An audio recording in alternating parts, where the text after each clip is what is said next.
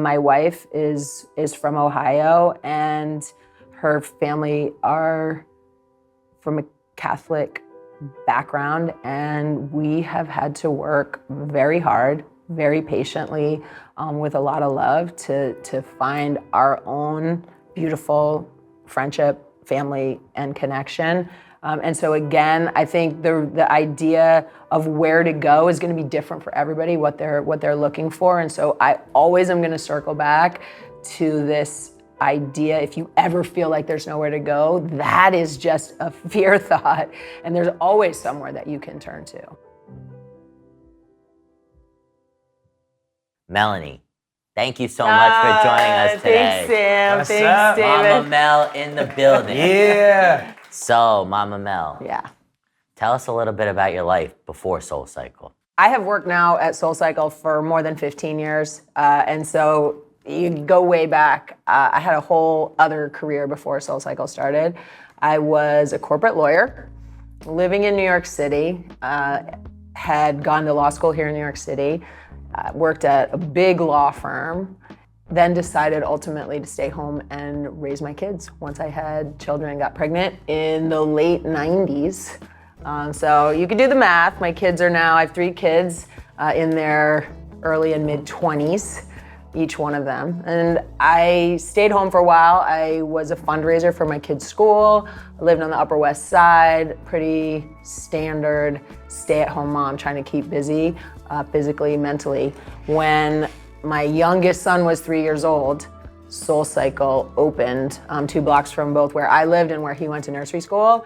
And that was my first sort of boom into this brand that has become so much a part of my life. As I'm sitting here thinking about like how to go off script and talk to you about cancer, Yeah. and how you are a 2-time survivor, which by the way is incredible. Yeah. Congratulations, keep fighting. But how do you take what you've learned through that and bring it into the SoulCycle role? It's interesting. When I was first diagnosed with cancer, it was at a time in my life I truly, honestly had never felt fitter, stronger, healthier. And so my immediate thought was, I'm not sick. I have some sort of malfunction and I need to reset, a deep cleaning of my computer system. And so I just sort of like had this mental choice of being very specific with my thought. Because otherwise it just was all too scary. Right. And ultimately, what I think it came down to is the word most powerful and the most passive word at the same time, which is the word acceptance.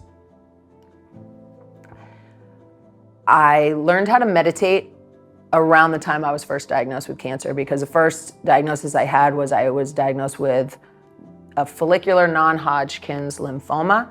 It's a slow-growing form of lymphoma, and so the diagnosis was, we've got it, and now we're just going to watch it grow until we decide we have to treat it. And so for me, that took almost a year. So I had tumors that were growing in my body, and they were getting bigger, but they wanted to study them, to understand them.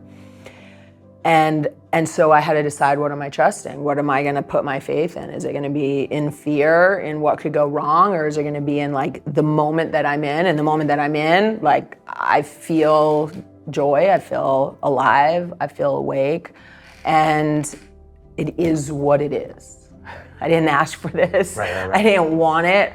I didn't cause it. It is what it is. And I had an incredible team of doctors around me. And so that was the first time that I had to, for my own sort of like life fight, really get clear about what I believe. And what I believe is that each moment is the only place that life happens. And you can have joy in any moment.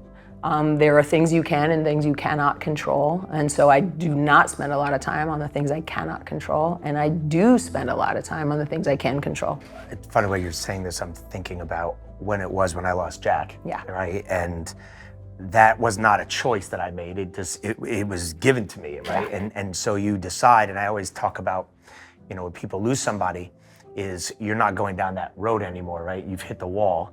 You're going left or right. Yep. And you only can make that decision as to what you do next. And so for you to sit here and tell Sam and I, like, you were at that wall, Yeah. you know, and you had to decide what to do. And the fact that you took the bull by the horns and you look at it every day, and I'm sure there's not a day that goes by that you don't look at it, and the success story that you've had. And I'm thankful that you're sitting here and you're talking to the two of us, because that's a powerful message just in its own right. As a parent, and now, you know, I feel like you know a lot more personally than the average person out there does on the mind, body, soul, and just their overall well-being in general. How was that experience like, witnessing your son going through those mental health struggles? Was that a different experience for you? And if so, how did that affect you in your own personal life? Probably the hardest thing to do as a parent is to watch somebody else have to face a really massive life challenge. So again, he has DNA that he didn't ask to be born with. And so he ultimately has a diagnosis, mental health diagnosis, that it took many, many years and a windy path for our whole family to figure out how to navigate. Nothing about it was easy. I remember being coached to do even extra work to take care of myself, not in a selfish way, but in a grounding way, so that I could just be a net of support for my son. Because ultimately, it didn't matter what I knew to be true. It didn't matter what the doctor told me. It didn't matter any of it. The only thing that mattered ultimately was his safety.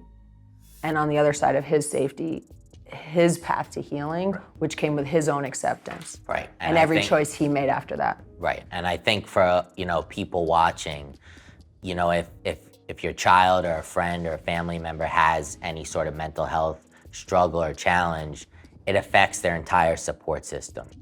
And I guess my question to you, Mel, is what advice would you give to someone who knows somebody who's struggling? What's the best thing that they could do? The best thing that you can ever do for somebody in your life is to take really, really good care of yourself first. To make sure that where you're coming from is a place that's really grounded and solid. The hardest thing for people, I think, in the path to acceptance is a feeling of judgment, that they have done something wrong, that they're somehow on the outside. And so I think being there with someone, just to sit with them, to be with them, I think there's very specific practical advice that I think people, if you're really going through it, I just went through, we were talking about it, I mentioned it earlier, with the Born This Way Foundation. They have an online course you can go through. It takes about an hour and a half, where you get the Be There certificate, and they go through like 5 golden rules really of how to be there for somebody if they're going through a mental health crisis. For mine, it was quite significant, and ultimately we had to have other people come into our home to help. And so the pathway between here and there is a path of just a lot of compassion for yourself, a lot of patience for yourself, and just being there in a place of support without judgment. So we just finished Pride Month, right? And you're a proud, as we said in the very beginning, proud queer and part of the LGBTQ community. Tell us what it was like for you and what ultimately got you to that space where you were able to come out, because I know that there is a tremendous amount, maybe less today than there was even a year ago, but there's a tremendous amount of difficulty still in people being able to accept and come out and do it. So how was that experience for you, and what ultimately got you to that point? You know, my story's an interesting one, and I think it's just a testament to, maybe it's my parents or myself or what I just believe about life, but growing up, I wasn't really that concerned about labeling myself in any way, gay, bisexual, straight.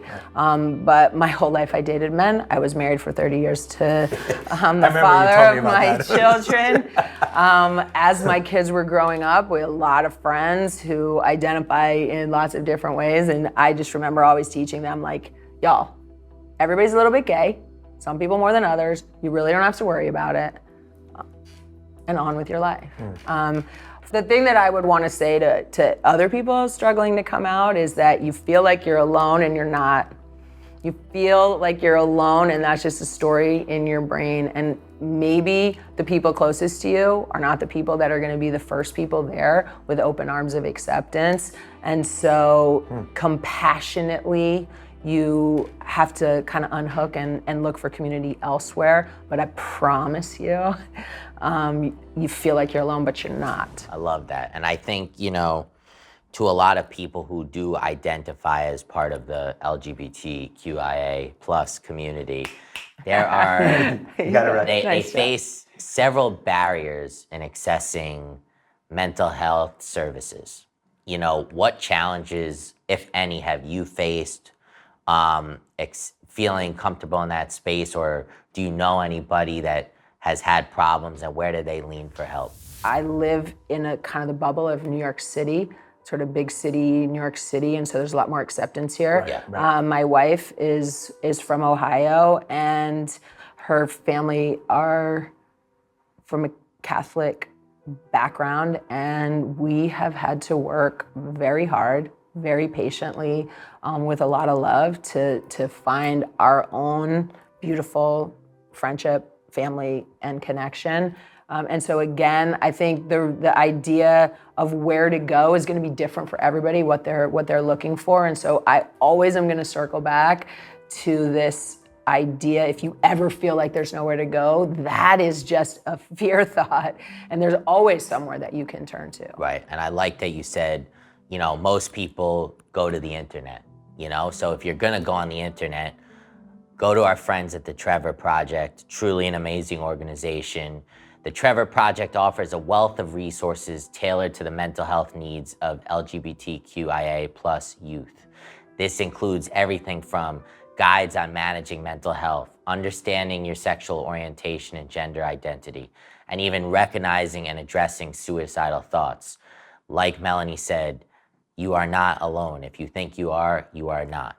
They also focus on increasing awareness about the mental health challenges faced by queer youth. Okay, so you got to be all over social media. So where can people find you? Look there and tell them. Okay, you can find me on Instagram. My handle is Melanie Griffith, NYC.